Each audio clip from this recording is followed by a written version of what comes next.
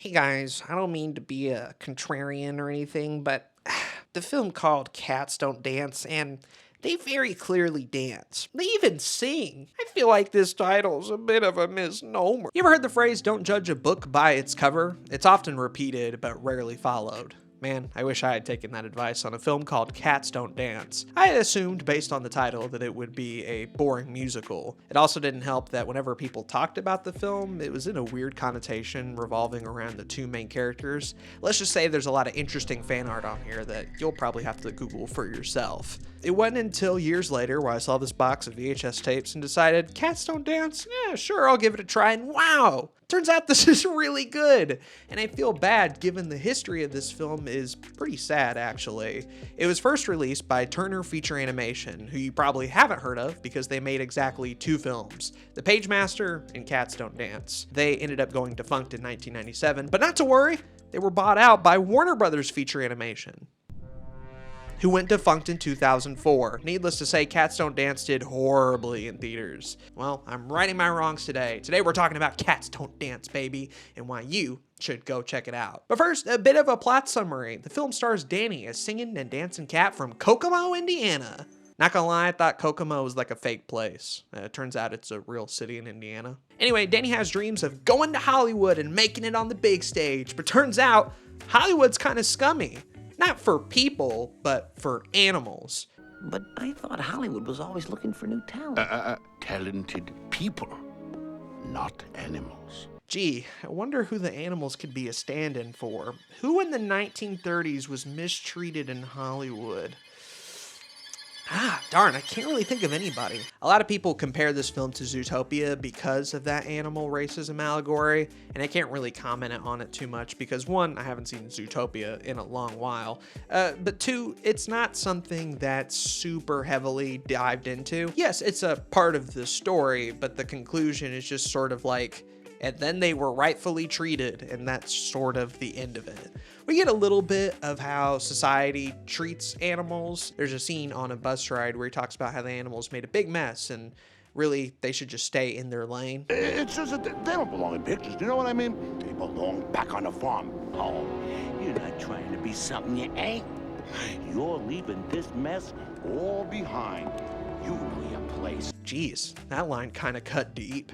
It's a comedy, first and foremost, full of songs and dances and funny jokes, but I do like that there is an attempt at the message here after all. What is it with you? Why are you so determined to make a fool of yourself? What do you mean? All I want to do is the thing I love. Doesn't everyone? Let's talk characters for a little bit. Our main duo is kind of uninteresting to me. I know, they're cute together as a couple, I suppose, but Danny is just sort of the stupid protagonist with boundless energy, and Sawyer is the cynical cat who knows that, Danny, you can't come around here with all that pizzazz. I've seen the harsh realities of the world, and then they sort of find each other or whatever. They're fine. However, the side characters are surprisingly good. We got a hippo named Tilly who's obnoxious in a nice sort of way. There's a turtle who's anxiety-ridden because he gets all of his vibes based off of fortune cookies, which, can I say, I don't think they make negative fortune cookies anymore. Am I wrong about that? I feel like that would be really bad for business. Every single fortune cookie I have ever gotten has been positive or at the very least vague enough to where it doesn't feel negative.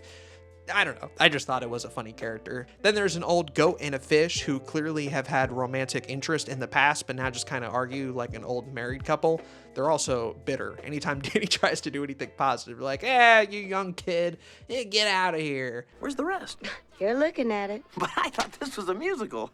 We're supposed to sing and dance, aren't we? Oh, for the love of Moby Dick. They work together great as a comedic group, and Sawyer is sort of the straight face to kind of lead them all in a positive direction. They actually don't want to help Danny at the very end of the movie. It takes Sawyer convincing them to do that, which I thought was a great touch. Usually these comedic side characters are always here to help our main, but here they kind of have their own motivations, which, given how much they've been screwed over in the past, makes a lot of sense. The other thing about Cats Don't Dance that's great in a modern context is that it was the first feature directed by Mark Dindal, who you might not have heard of, but he's known for Emperor's New Groove and Chicken Little. And man, if you've seen Emperor's New Groove, this feels like the predecessor to that. The villains are very much Yzma and Krunk, two opposites that when they work together are a comedic masterclass. Let's start start first with Darla. She's a child actress, but has gone way too far in fame and power, doing everything she can to ruin the lives of everyone else involved. She's a chaotic, evil little gremlin. There's this one scene where Danny comes over to her pink and magical house, and Darla's trying to trick him into using her soundstage. At first, Danny isn't sure. All the while, Darla is biting off the heads of animal crackers and then looks at Danny directly after offering, and her eyes start twitching and turning red. Oh man, they clearly had a lot of fun animating this character. She has an infectious energy. Probably the best scene in the movie is her song, Big and Loud.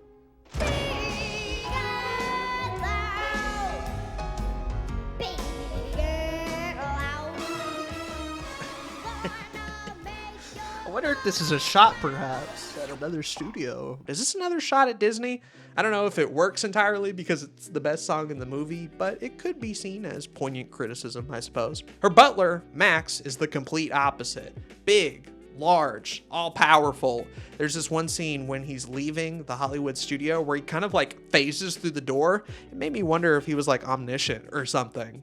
He's also really funny. He occasionally tries to make jokes and Darla tells him to shut up. There's this one part where the animals are making this big music production and you can see Max just kind of dancing or whatever. Anytime these two are on screen is great. So Cats Don't Dance is a perfect movie then, right? Well, not exactly. I have two major issues, one technical and one emotional.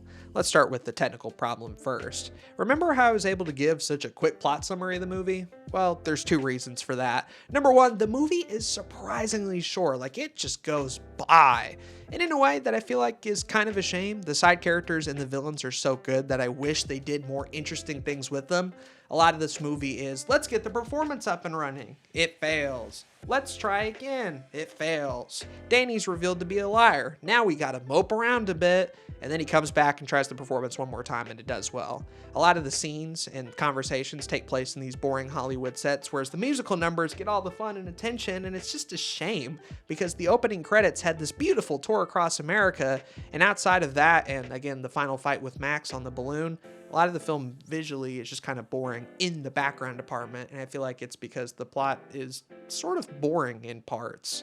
My second issue regarding the story is a bit of an emotional one, and that's really a lack of sympathy toward Darla Dimple. Now look, she's the main villain of the movie, right? She gets what's coming to her. The only reason I really point it out is because this movie talks a lot about the mistreatment of people in early Hollywood, and I feel like child actresses are near the top of that list. There's a reason Darla acts the way she does, and we don't really get any of that backstory, which I feel like is a bit of a shame and could have helped strengthen the message even further. But you know what? That's really a nitpick at the end of the day. There's so much about Cats Don't Dance that surprises me. It's comedy, it's music, it's animation. It is such a fun time.